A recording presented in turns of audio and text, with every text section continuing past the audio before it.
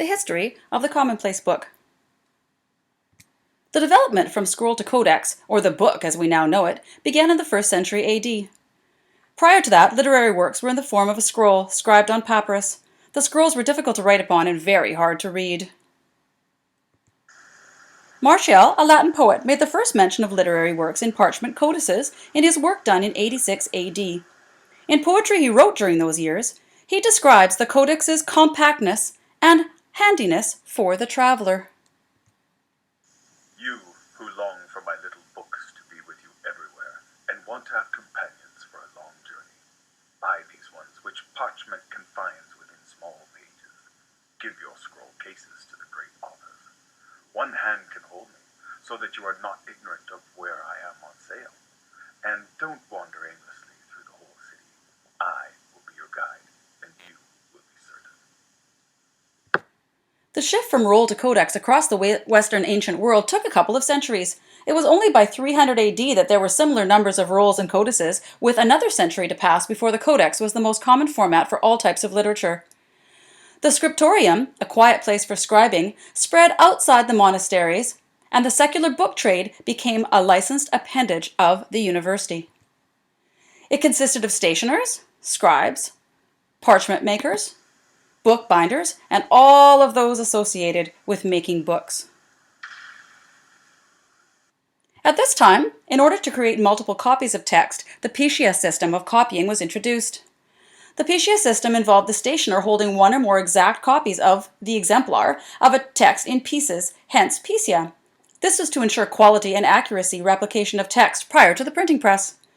Usually a gathering of 4 folios, which had 16 columns. Each column had to have a certain number of lines, usually 60, each line a certain number of letters, usually 30.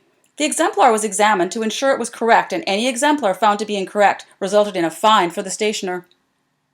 Each part was rented out for a specific time, a week at a time, at the University of Bologna, so that students or scribes could copy them. That way, a number of students could be copying parts of the same book at the same time. This went on from 1200 to 1350 in Northern Europe and lasted until 1450 in the South. During this time, the countries had universities with this system in the countries of France, England, Spain, and Italy. The University of Paris in France and the University of Bologna in Rome led the way. The size of books began to decline, the script became more compact, and the 2 columns became the norm. Soon soft-covered bindings replaced wooden boards, and parchment became progressively thinner. Or Commonplace. I feel the time has come when more men than those brothers in the clergy will be gathering knowledge and then sharing it. Yes, brother, you are right. Literature and knowledge should be shared with others through writing. My Commonplace book is a collection of everything that I have come to know. It contains my recipes, medical facts, my prayers, and the proverbs I believe to be true. Where does the name originate from, brother? Commonplace is a translation of the Latin term locus communis, which means theme or argument of general application, such as a statement of proverbial wisdom. Each Commonplace book was unique to its creator. E.M. Forster called his Commonplace book an act of conscious continuity, after he inherited a bound notebook from his aunt, who had been given it in 1804 from John Joe, a Church of Ireland rector. Forster then began to use it to record his responses to life. So the Commonplace could really be called a personal textbook. Yes, brother. Let us give thanks to knowledge and literacy. This sample of a commonplace book from the Barnsdale family demonstrates that although many commonplace books were for individual use only, some had entries by more than one person. As quoted by author Thomas Fulton, although commonplace books were by large private, they were sometimes shared, the fact that bears weight in determining just how to consider entries in Milton's book that are not in his hand. In this commonplace book, Shakespeare's second sonnet is hidden alongside other entries by a number of different authors in the mid-17th century. John Locke began keeping commonplace books during his first year at Oxford in 1652. In the 1706 edition of his book, A New Method of Making Commonplace Books, we find a chart printed in red and black, showing how he was able to create an expandable index of topics on 2 pages in each commonplace book. The index contained a line for each letter of the alphabet, and for each letter there were subdivisions based on the vowels. When I meet with anything worth putting into my commonplace book, I presently look for proper head, Suppose, for example, the head were epistle. I look in the index the first letter of the vowel that follows, which in this case EI.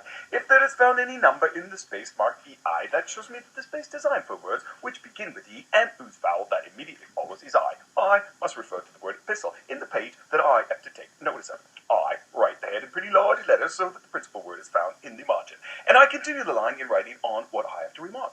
I constantly reserve this method.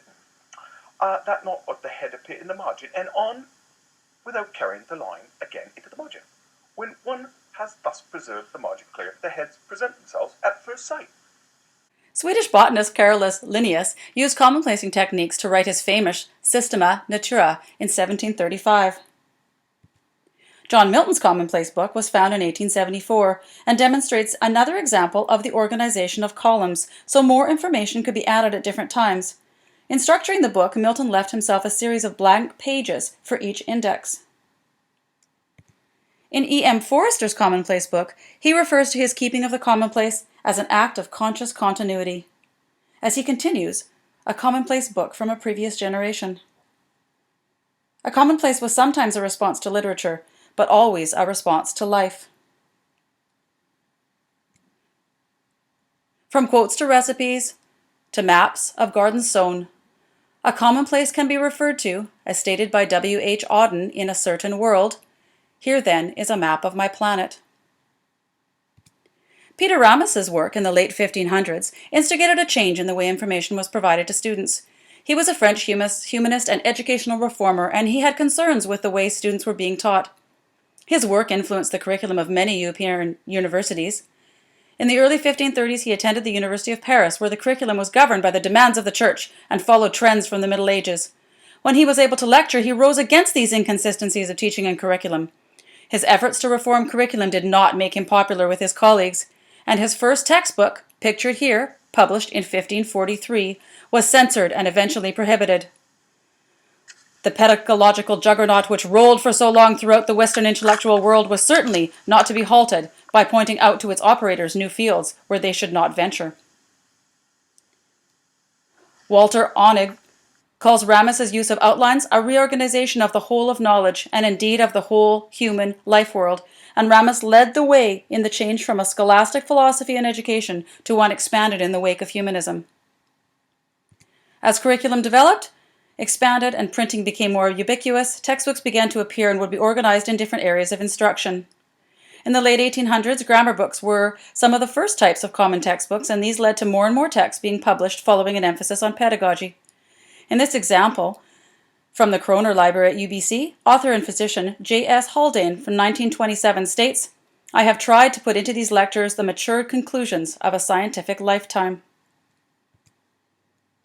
I have fond memories of having a commonplace when I was a child. I had an inspirational teacher who had us grade 7 students use commonplacing techniques in our language arts class.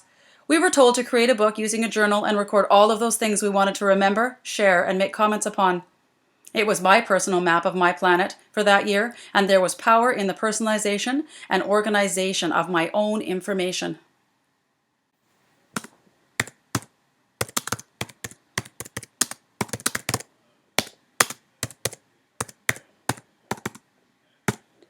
In conclusion, I believe that the Commonplace book and the rise of the early textbook increased the availability of literature and thus helped to support increased literacy skills for learners of all kind. I believe the future of the textbook in part lies within the digital world, that learners can create themselves with software such as iBook Author. Working within the SAMR model, when students are able to redefine the content, they make more connections and learning gains are significant. Students can then create their own textbooks filled with information, audio, video, and truly customize the learning process for themselves, which really is taking the Commonplace book, or the creation of a personal textbook, full circle. Thank you.